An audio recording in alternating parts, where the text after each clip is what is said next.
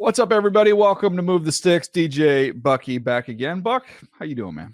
Man, I am good, DJ. I'm good. Like, it's so funny how, it's kind of like, I don't want to say this. I'm a baseball fan, but it's really nothing on. I'm watching College World I know. Series, but it's so weird when we get to this point. Like, this is kind of the lag time. Even the news, when we're watching like the NFL news, there's nothing really popping. And so trying to occupy myself and I guess maybe take on some projects to get ready for the season, but it's different. Slow time of year.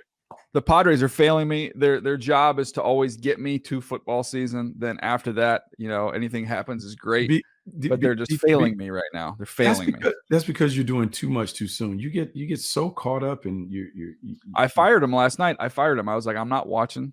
Wait a minute. Put him in the penalty box for a day. Wait a minute. You fired him. Because I watched every game, and then they were so bad 2 nights ago. I said, no, it's a 1-game penalty. I can't subject myself to this again. So truth be told, I didn't watch for the first 7 innings. They were up 3-1. I turned it on. They lost 4-3. So it was my fault again. Man. Terrible. Absolutely terrible. I tweeted out, I hate baseball after that game last night. I was like, come on, man, just get me to July. Can you just get me to middle to late July without, completely disappointing me? But it's not happening. But we do have some stuff to talk about today, and we do have somebody to talk to. We've got Michael Penix Jr., very, very talented quarterback from the University of Washington. Began his career as, if you don't know, at Indiana. Transferred last year. He had a phenomenal year. Led the FBS in passing yards. I want to say, like, he was up there in just about every statistical category. He was incredible. So, big time player. All right, Buck. Well, here he is. Excited to have Michael Penix Jr. joining us here. Michael, appreciate the time, man. I guess first of all, for those that don't know, I think it would be great to kind of go back into your story. Your journey that you've been on has been quite incredible. But is there any way you can just kind of start with high school, the recruiting process, and how you ended up originally in Indiana? Yeah. So for me, coming out of high school, I wasn't a guy with a ton of offers. I committed early on, my sophomore, going into my junior year of high school. I committed that summer to University of Tennessee. That's where I met Coach Mike DeBoard and Nick Sheridan. He was the OC, and Nick Sheridan, he was working with the quarterbacks at that time with Josh Dobbs. So I was committed since then, all the way throughout my high school career, and leading up to signing day, about 2 weeks, 3 weeks at the most before signing day, new coaching staff came in, and, they had their guy that they wanted in my class. So I had to basically just find another home. And at that time, Coach Sheridan and Coach DeBoard, they found their way to Indiana University. And, Coach Sheridan, he was always a guy that was always communicating to me all the time, like, through the whole recruiting process, even after he left Tennessee. So, I just felt like I had somebody in my corner that truly believed in me from day one. And at Indiana, I felt like it was a program that, there was a lot of Florida guys there, at the time. So, I feel like, it was home for me, and it was a place where, we needed to build something special. It wasn't, the big winning program there at that time. So I just wanted to be a part of something special. So I took my talents there, spent my 4 years there, battled injuries every year, just trying to stay healthy. And then that led me to, after graduating from Indiana, I made my grad transfer decision, just what I felt was best for my future and, best for, my situation, just being able to get in a new setting, new team, but still with the same playbook that I was still working with,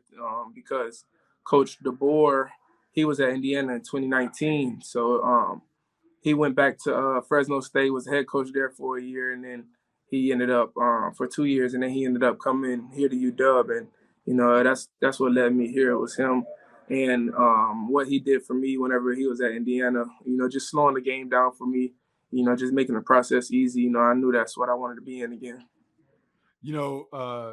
Mike, there would be a time where transfers would be negatively looked at in the NFL. Well, now that's no longer the case because we're seeing quarterbacks transfer and bounce and find better locations and those things. And so DJ could attest to that. How do you think transferring has benefited you as you think about going to the next level, being at different environments and those things? How would those things be beneficial as you step into an NFL locker room at some point in your career?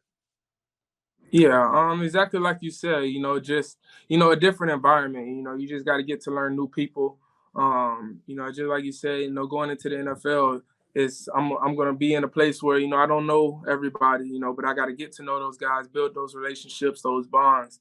And obviously that those guys know that I'm a guy that wants to win, and I'm gonna do whatever it takes to do that. So I was able to do that coming here, show my teammates that, I can be a leader, and I can help this team win football games, so that's the same thing that I'll be able to do at the next level as well. I feel like that'll be something that'll transition over as well, just being able to adapt and, being able to build relationships anywhere I'm at. I love the word you used there. You talked about showing your teammates, like you're going to go in there and you're going to work first, and then you can become more of a vocal leader once you've established what kind of worker you are, Right. and that develops your leadership. So now that you've got that year last year, you came in there, you put in the work. You guys had a great year as a team. You had an unbelievable year individually. Do you find yourself now going into this next season here that there's more comfort in being a little more vocal in your leadership style? Yeah, for sure.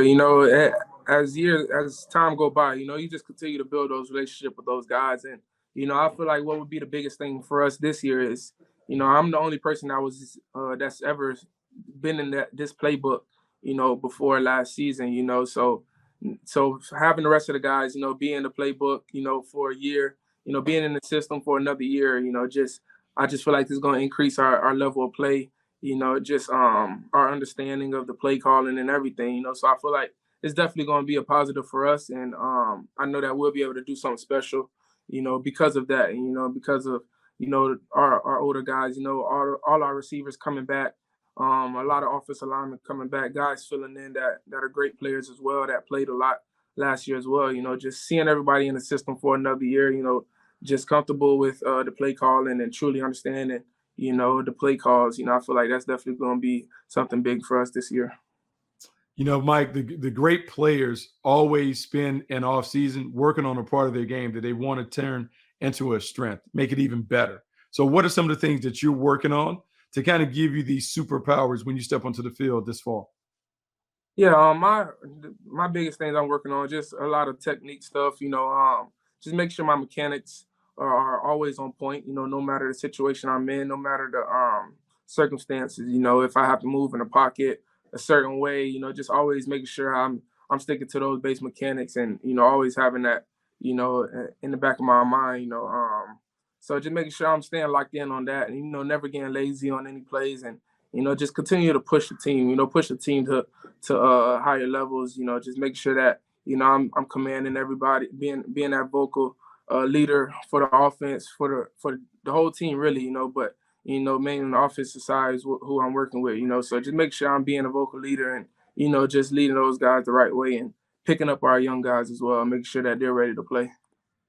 One of the things I was curious to talk to you about, because I feel like I saw the Indiana version of you, and I saw some of the splash plays that you made, and then I saw last year, and I don't know if I wasn't paying attention enough at IU, Mike, tell me if I'm wrong here, man, but I did not remember the velocity that you displayed this year at IU. I knew you had a strong arm. I did not know your arm was at the level that it was at this year. Have you physically gotten stronger from when you were at IU, or did I just miss how strong and big your arm is? Um, You I be mean, I honest. feel like Be it's both. honest. I feel like it's both, just going through a lot of injuries and stuff like that, just trying to bounce back and battle, through that stuff, it wasn't the easiest thing, but that's nothing that I complain about, everybody's journey is different, everybody's path is different, and all I can do is, thank the man upstairs for putting me in the position I'm in today. I feel like everything I've been through, allowed me to be the player that I was this past season, and is allowing me to be the player that I'm going to be this year, so I just feel like, all the things I went through, it's just going to continue to elevate me. But I would say, I've always had that confidence in myself, even if other people didn't, or if people didn't notice it, so I always knew what I could do on the field. It's just a matter of time. Michael, I think it's really interesting. In last year's draft, we saw 3 quarterbacks that were drastically different in their style of play: Bryce Young, CJ Stroud, and Anthony Richardson. A lot of those guys had criticism around their games the entire run up to the draft. How do you think you're going to handle dealing with all the outside noise as it gets closer to the 2024 draft and those things? For me, it's just, I know what I overcome. I know the things that could be brought up in those talks. But that's what a reason why I wanted to come back. Just show another year of me being healthy. That those injuries are past me. Those are things that I had to go through to be the player I am today. And I just feel like I'm a winner. I feel like at the next level, those guys want winners. And I feel like I always display being a winner. Whenever I was able to be on the field. So I feel like those talks would be brought up. But that's why I came back for another year to quiet those talks down. So. We are always evaluating quarterbacks every year as they come into the draft. Bucky and I have been doing this for over 20 years. When you think about what makes a great quarterback, not just yourself, but what you strive to be, what would you say are the top 3 or 4 characteristics that would make up a great quarterback today? I would say mainly leadership, command, and just say the last thing is just just being the main thing for me, I'll just say for myself, I'll say for me, I just feel like just being a leader, vocally, obviously with my play as well, just going out there and not just speaking about the things, that leaders do, but actually just going out there and doing it and showing my team and, making sure that, just holding everybody accountable, don't let anything slip, in these workouts that we have going on. Maybe somebody don't touch a line, just being that guy that stands up is like, I don't care if we have extra up downs for it. It's like, this is things that we need to do to be able to win a championship. So just doing things like that and, just winning football games, helping the team win, I feel like those are big things. Michael, I'm going to take you through a little scenario. I'm going to give you an all access pass where you get a chance to spend a week, go to a game with any NFL quarterback of your choice, but it's only one quarterback that you can shadow for that week. Who's the quarterback that you would want to tag along with? Current NFL quarterback. Current.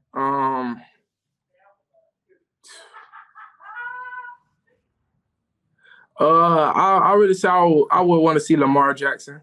I would say because he was a guy that was getting criticized, for his, athleticism, saying that he wasn't really a quarterback coming out, and in my eyes, I see him play and I'm like, this guy, he can really throw. He manages the game. He does great at the quarterback position. So I just want to see in his eyes, like, what he does, on a day-to-day basis, just to see that, it's not the guy that, a lot of people try to put him in that box of, and, just allow me to see his leadership, as far as with his organization and the things that he do for that program.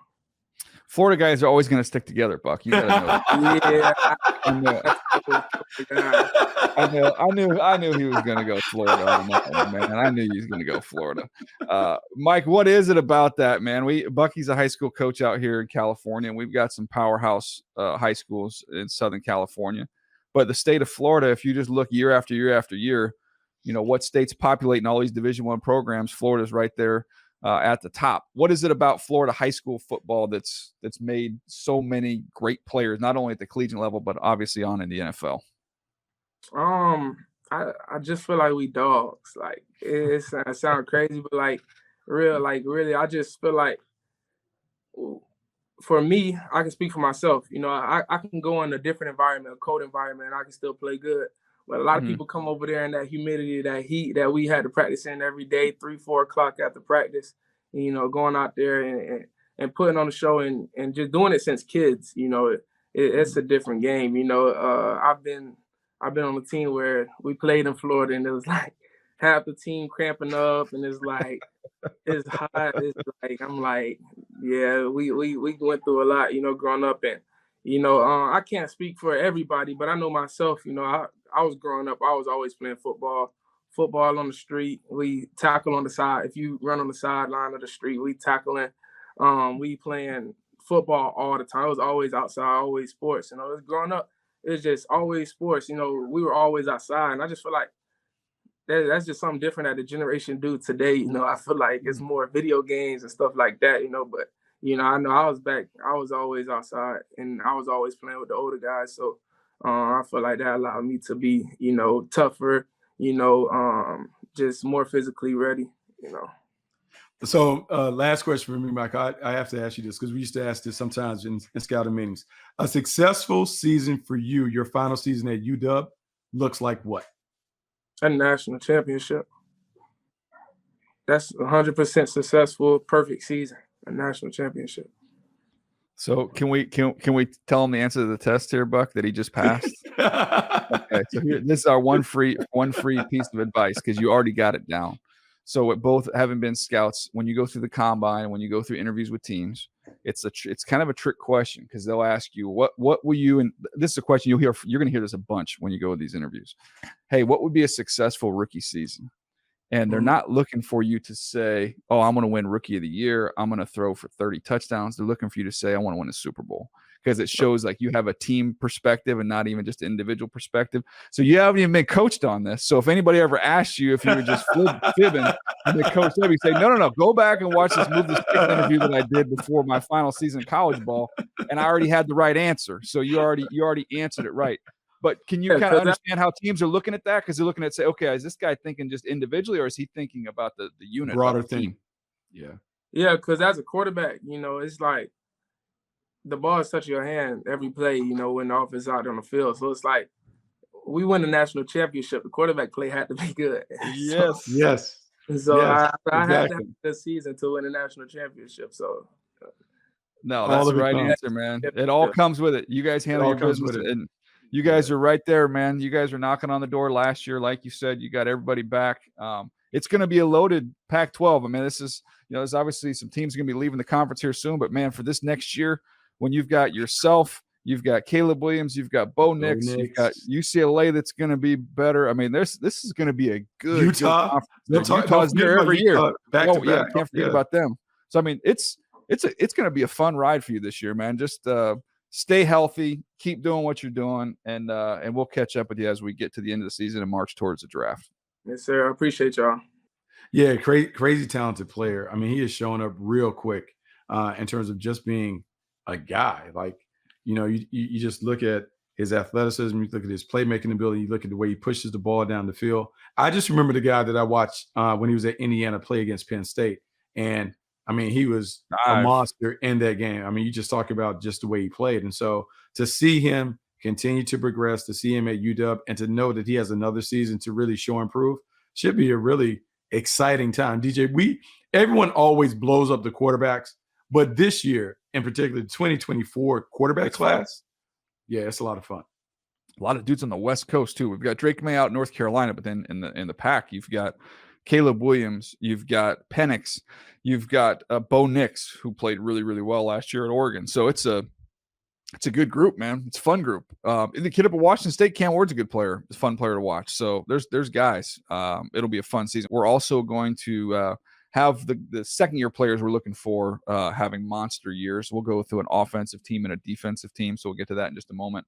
But I did want to start off, Buck, and get your thoughts on our buddy Joel Klatt had an interview with Nick Saban the other day that he put on his pod. It was actually a really, really interesting interview. I think maybe 15, 20 minutes, not too long, but real fascinating. I thought Nick Saban got a little ornery at a couple points.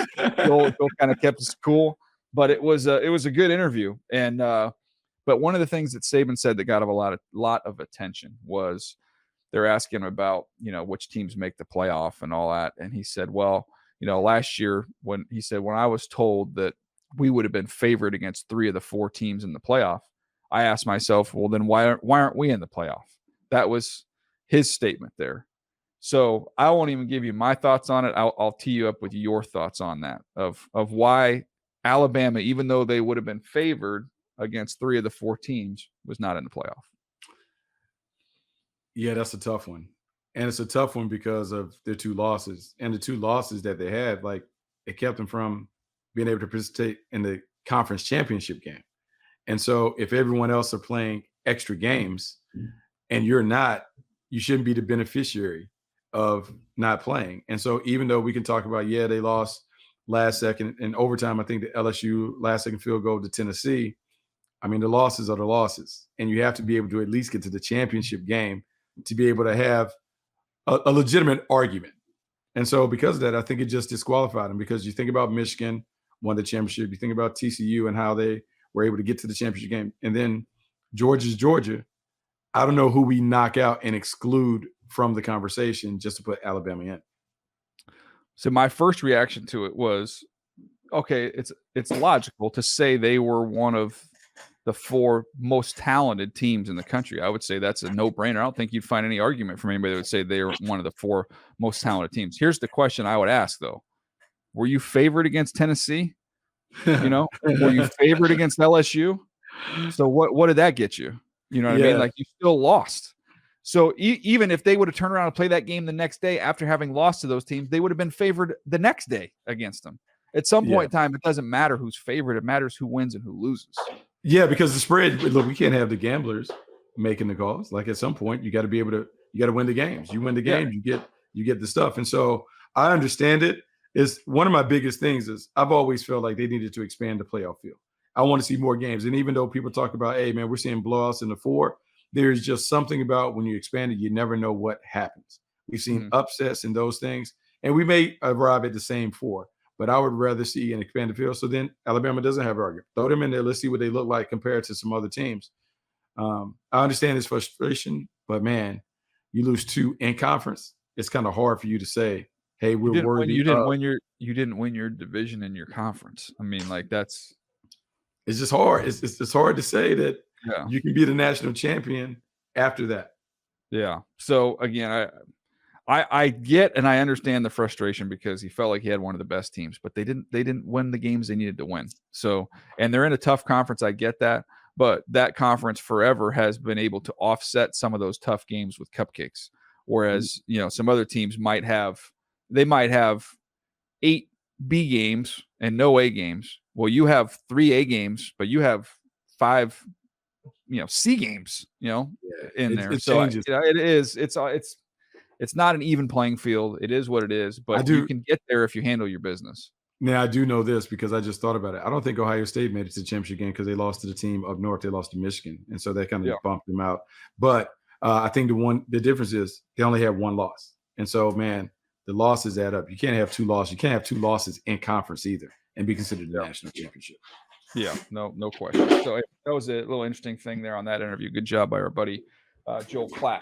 All right, Buck, let's jump into this second-year conversation here. We can just kind of rip through this. We don't need to spend a ton of time on it. But if I was going to ask you to fill out an 11 personnel offense with second-year players, not just based off what they did last year, that's a good part of it, but who you expect to be excellent this year. If you had to put your second-year offense on the field, who would it be? Okay, so let's do this because it is actually a lot trickier than I thought it would be going in. And so at quarterback, I'm going to go out with Kenny Pickett. Kenny Pickett as a second-year player, I expect him to have a major leap. When you look at the way that he controlled and commanded that offense, you could see the promise from the Steelers. As he settles in and gets more comfortable running this offense and making plays, I expect him to have a big year. At running back, it was funny. I got a chance to see the angry runner, Dameon Pierce, run early in the year against the Jaguars, and he was mashing it for the Houston Texans. Not the flashiest, but when we think about a physical player that can get it done between the tackles, I'm a bank on him also because the Houston Texans going to have to play a little more conservative, I think, with a young quarterback playing. I expect Pierce to have a big year. Wide receivers, my trio is Garrett Wilson, Chris Olave, and George Pickens.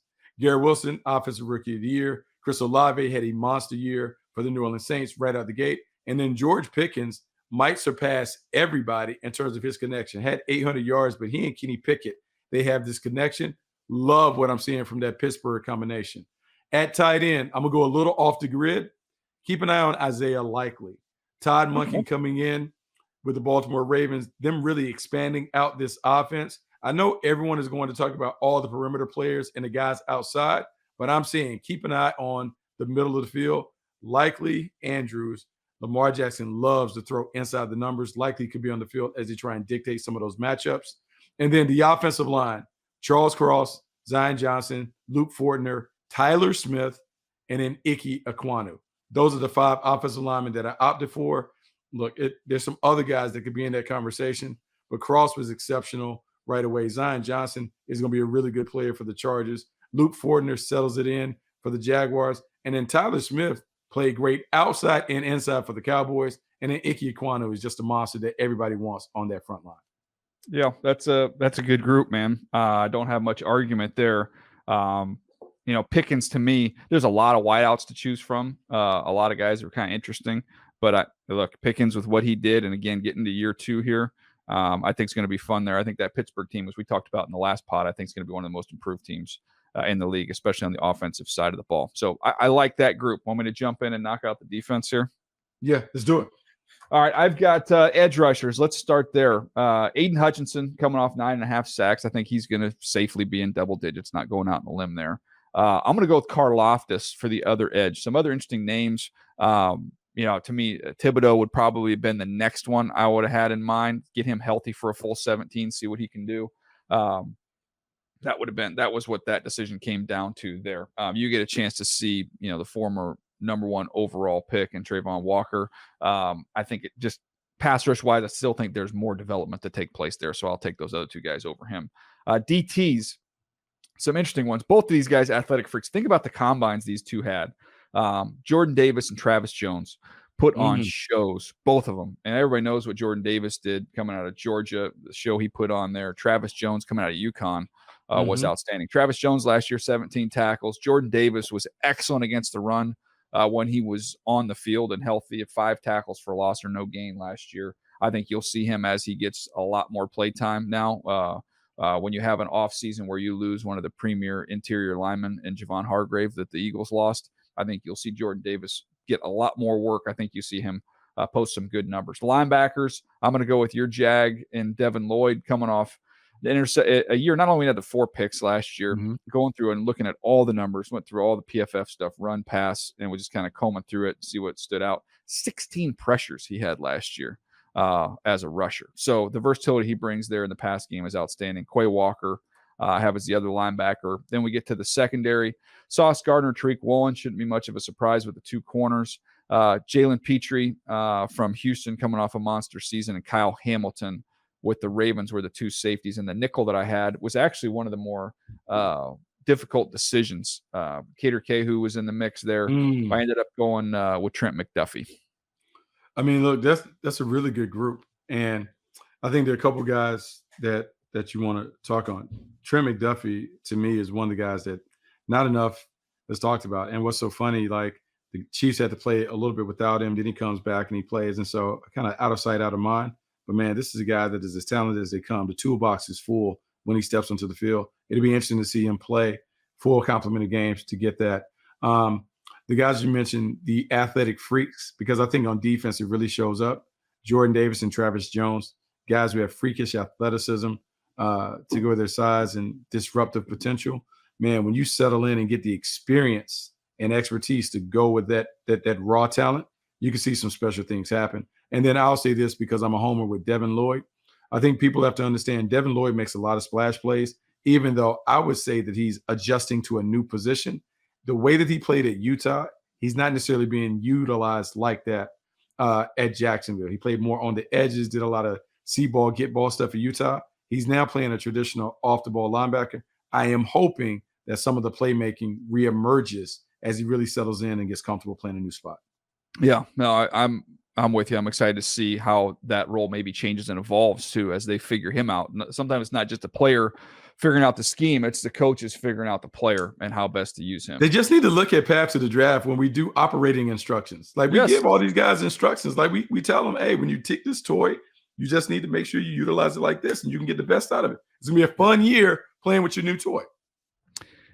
AA batteries, not AAA batteries, okay? You keep putting that AAA batteries in there. It's not working. It's not the same. On the instructions. You just got to read it. You got to understand. You got to understand what it is. All right, Buck, what are the plans for the weekend? What do you got coming up?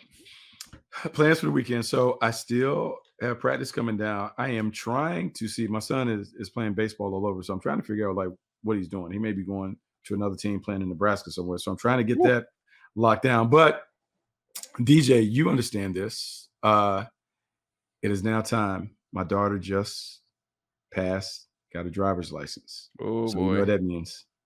Got to get her a car. So now, Not cheap. Not cheap, but I have a rule. Whatever one gets, the other gets.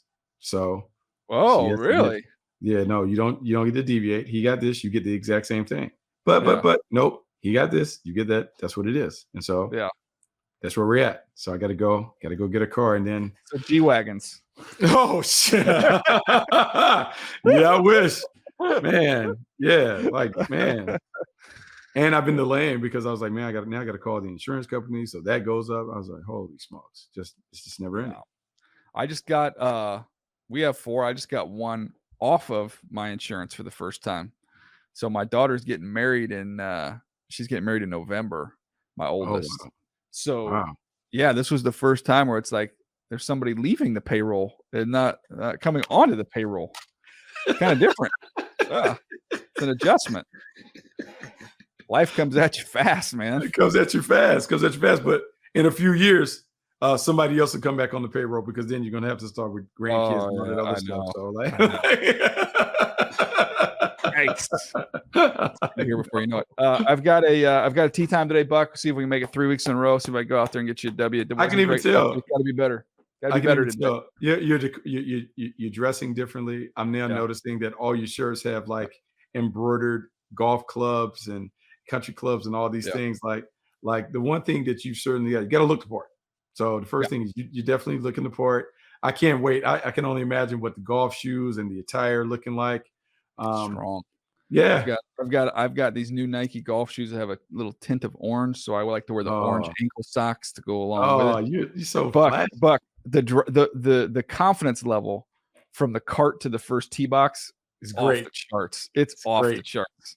The confidence level from the first tee box to this down slope where I'm trying to locate my ball, that goes down a little bit. That's struggles a little bit. It'll get better. Yeah. Rome wasn't built a day. Yeah, I'll tell you what though. I learned the best piece of golf advice I got was, hey man, don't tee off with those nice balls. Those are for chipping and putting. Oh no. Yeah, you got to save those for the end. Hey, those throwaway balls are what they call the slightly used balls that you can get. Hey, you got to pick up some of those. I love it. I love it when you accidentally hit one good, and then they're like, "Hey, is the Titleist one? Is that you? Nope.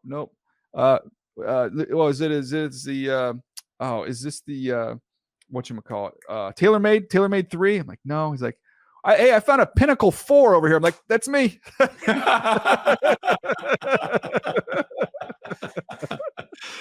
We got a noodle. Looks like it's about 13 years old. Yep, that's right over here. That's me. Oh yeah. We found that in the creek. That's mine. Yeah, that's mine. Yeah, that's mine. Yeah. All right, that's gonna do it for us. Hope you guys have enjoyed it. We'll be back next week. I think our buddy Bruce Feldman's gonna join us next week, so always have some fun with him. Maybe get a little sneak peek at the freaks list here. All these top college football players. Be on the lookout for that. Hope you guys have a wonderful, safe weekend. We'll see you next time right here on Move the Sticks.